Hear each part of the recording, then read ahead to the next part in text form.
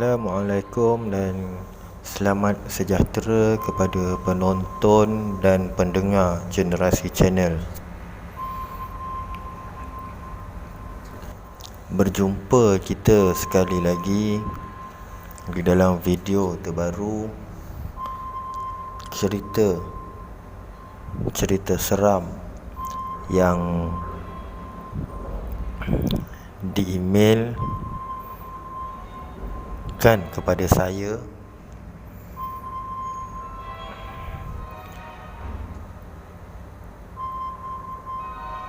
Kisah seram pada kali ini saya terima daripada Nur Azura yang berasal daripada Batu Pahat, Johor.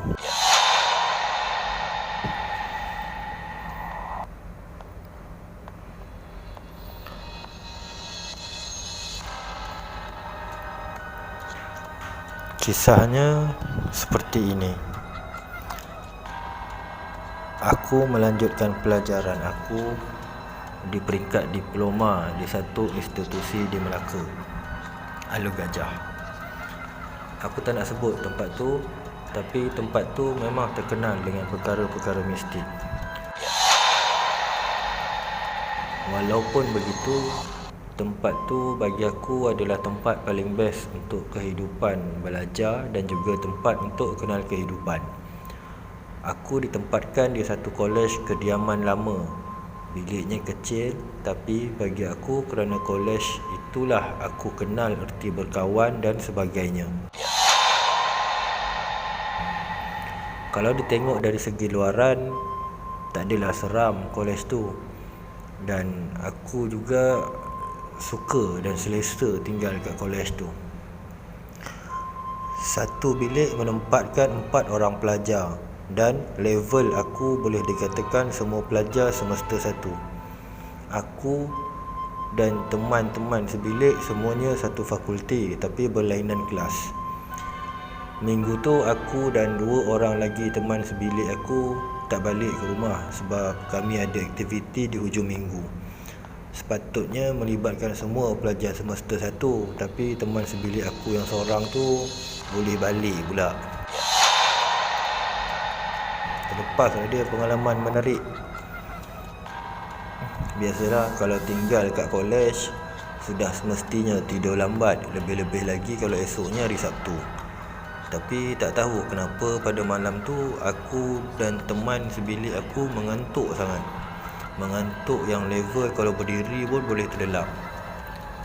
Jadi kami buat keputusan untuk tidur. Pintu kolej bilik kami ni rosak, jadi kami pasang selak dan mangga untuk tutup pintu. Lepas pintu tu kami mangga, kami pun tidur. Dalam bilik tu ada 2 katil double decker. Seorang kawan aku tidur katil bawah, seorang lagi tidur katil satu lagi sebelah atas, dan aku tidur di bawah kipas. Aku tarik tilam aku betul-betul kat bawah kipas dan tidur kat bawah. Sebab kolej kan panas. Malam tu berlalu dengan ketiga-tiga kami beradu dengan tenang. Tapi ketenangan kami dikejutkan dengan ketukan dan gegaran pintu bilik. Pintu bilik kami diketuk dengan sangat kuat, macam nak tercabut pintu tu. Bila aku terjaga, aku terus rasa tak sedar hati. Kawan-kawan aku juga terjaga. Korang bayangkan tengah sedap tidur, tiba-tiba terkejut sebab pintu bilik diketuk macam nak roboh. Kami bertiga berkumpul di satu katil dan senyap. Dengan keadaan yang gelap, kami tahu yang sesuatu tengah berlaku dekat luar. Tak ada siapa pun berani buka pintu dan tak terfikir nak buka lampu. Kami dalam keadaan yang terkejut. Pintu kami diketuk lagi, tapi kali ini diikuti dengan dengusan yang kuat macam seekor binatang. Tapi takkanlah binatang yang ketuk pintu tu kan? Kami hanya mendiamkan diri dan tiba-tiba kedengaran seperti orang di belakang pintu tu berlari menjauhkan diri daripada bilik kami. Rasa sikit lega tapi masih tak berani buka pintu. Kami hanya duduk di atas katil, kebingungan dengan apa yang baru berlaku. Setelah beberapa minit berlalu, terdengar kembali dengusan dan larian seseorang di luar bilik kami. Dan kali ini dia sekali lagi berhenti betul-betul depan pintu bilik kami. Tapi kami menjadi sangat-sangat lega apabila terdengar suara polis bantuan di tempat kami yang membaca ayat Al-Quran. Di situ kami tahu yang memang ada sesuatu yang sedang berlaku. Jadi kami pun buka pintu di luar bilik. Terdapat seorang polis bantuan yang terkenal dengan mengubat orang yang kena rasuk. Kak Siti, bukan nama sebenar, yang terbaring sambil menggelupur, dan budak-budak level yang lain. Rupanya Kak Siti telah dirasuk dan perkara ini telah berlaku beberapa jam. Pada ketika tu jam menunjukkan pukul 3 pagi. Dan Kak Siti telah dirasuk daripada pukul 12 lagi. Pada pukul 12.30 malam, kelihatan Kak Siti dah terbaring kepenatan apabila polis bantuan itu membaca ayat-ayat Al-Quran.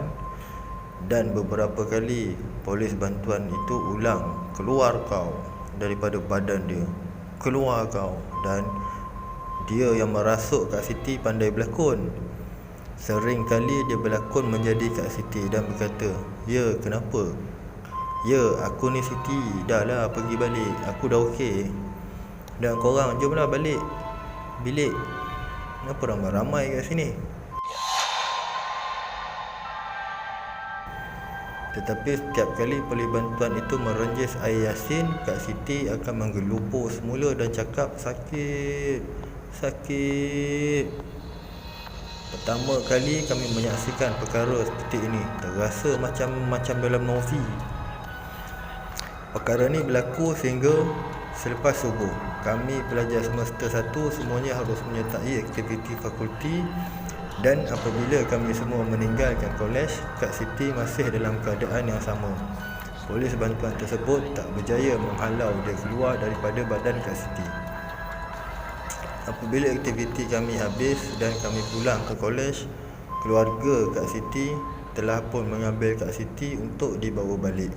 Beberapa cerita yang kami dengar ialah dia yang merasuk Kak Siti itu merupakan saka belaan keluarga Kak Siti, dan keluarga Kak Siti mahu menurunkan saka tersebut kepada Kak Siti. Terdengar juga yang keluarga Kak Siti tak mahu menghantar Kak Siti berubat. Seseorang kenalan Kak Siti yang menghantar dia untuk mengganggu dan merasuk Kak Siti, dan dia dihantar melalui telefon. Wallahu alam, tak tahu mana satu cerita yang betul. Tapi selama seminggu selepas kejadian tu, kami satu level pasang ayat-ayat Al-Quran sebelum tidur, dan kami juga akan renjis air baca ayat Yasin di setiap bilik. Tidak mahu sesiapa yang lemah semangat untuk berfikir terlalu mendalam, mahu semuanya tenang. Takut juga kalau ada yang histeria kalau terlalu takut.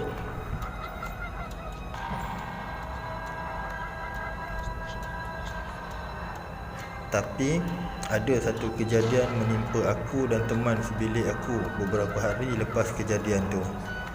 Aku dan teman sebilik aku mahu mandi. Biasalah lepas kejadian tu mandi pun mesti berteman.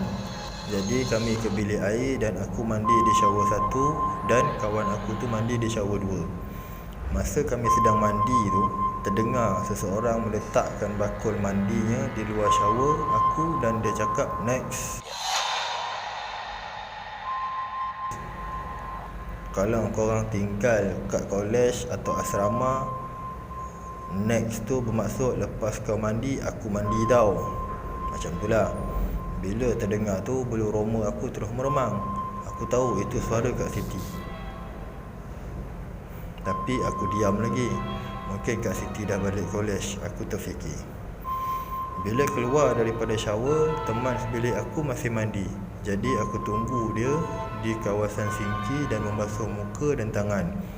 Semasa aku tunggu di sinki tu, seseorang lalu kat belakang aku.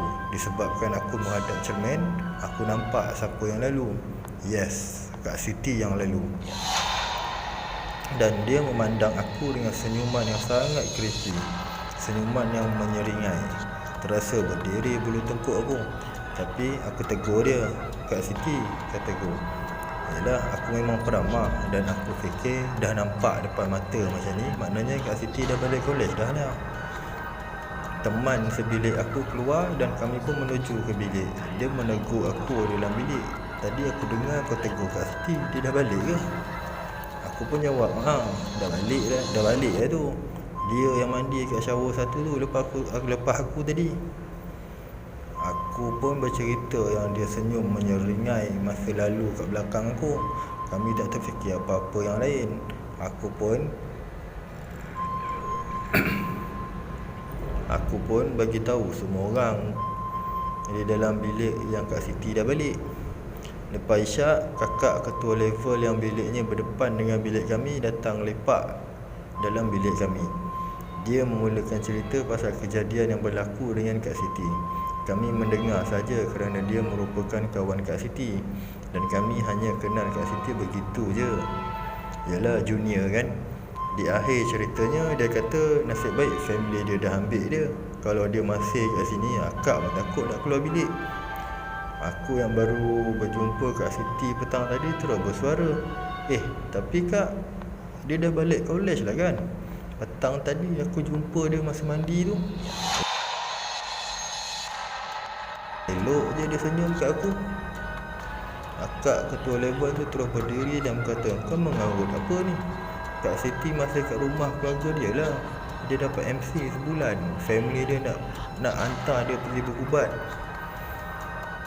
Terus berdiri segala bulu yang ada di badan aku. Ya Allah, siapa yang aku jumpa menyeringai petang tadi? Tapi aku yang tak nak menakutkan yang lain, aku cakap, salah orang lah tu. Hakikatnya aku yakin yang aku jumpa tu Kak Siti. Kerana dia mengangguk apabila aku tegur dia petang tu.